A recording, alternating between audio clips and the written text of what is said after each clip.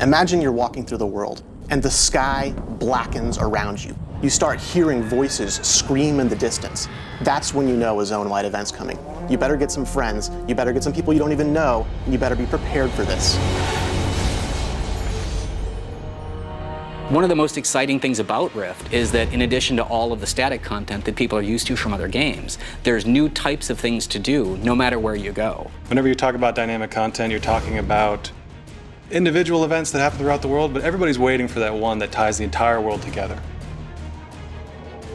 You've seen rifts and you've seen small-scale invasions, but a zone-wide event literally takes over the entire zone. We're talking hundreds of players together.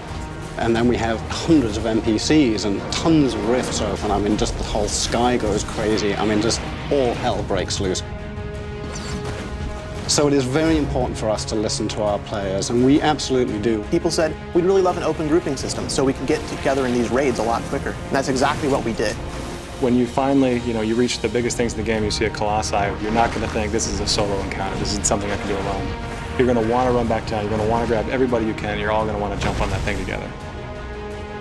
We are offering dynamic content in a way that no other game is, because we are giving players direct control. Ancient wardstones are like a content pinata. This is your way to interact with the world and drive the game and make it do what you want it to do. The most immediate impact the player is going to see is going to be in the quest hubs themselves. Doing the quest, upgrade the hub.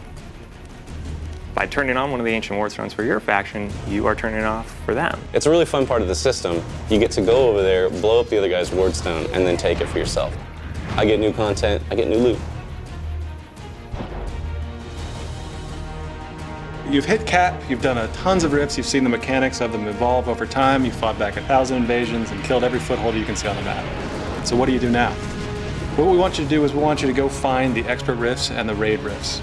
Not only are the rifts bigger themselves, but the types of things and the number of mechanics and objects that we're spawning in, it's just magnified.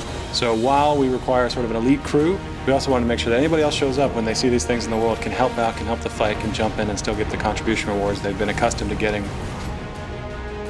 Our reward system is based on performance, it's based on effort, it's a forgiving system meant to reward you for playing, but not to punish you for being outside of the radius when the event completes or dying because you're the first in to try to tank and nobody's healing you.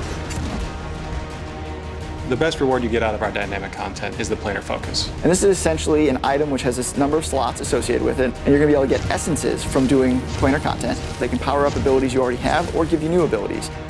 We wanted to put that middle M back into MMO. We're making a AAA MMO here, and we're doing things that nobody else is doing. It's not the world playing itself, it's not interactions between various systems, it's you. So when you take all these new types of things to do, and you put them all together, that's when you know.